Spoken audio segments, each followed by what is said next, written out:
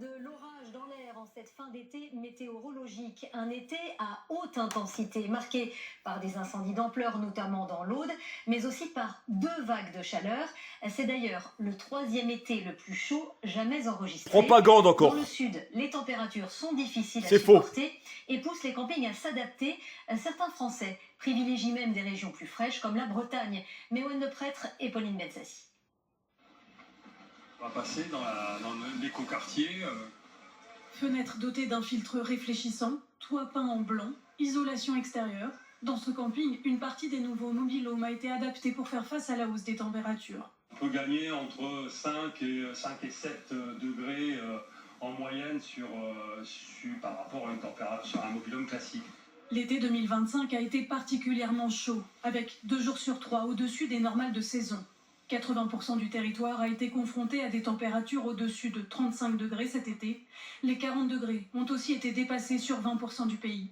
Et le phénomène s'accélère. Cet été, c'est au fond un peu un avant-goût de l'après. Un avant-goût malheureusement édulcoré. Car les vagues de chaleur seront plus fréquentes et plus intenses dans les années à venir.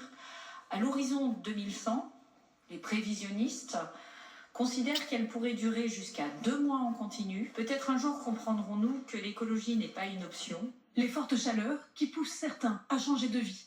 En Bretagne, à 50 mètres de la plage, Philippe Raffray vient de vendre cet appartement. Ce sont des gens qui ont fait de la migration climatique. Ce sont des gens du sud de la Loire qui quittent cette région parce qu'ils ne supportent plus cette chaleur l'été. La Bretagne est un climat tempéré, donc ils préfèrent venir ici. Parmi ses clients attirés par la météo bretonne se trouvent aussi bien de jeunes couples fuyant la capitale surchauffée en été que des seniors venus du sud qui préparent leur retraite.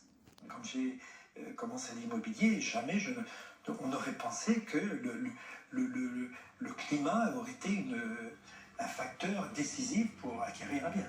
En France, les 10 étés les plus chauds de l'histoire ont tous eu lieu après 2002.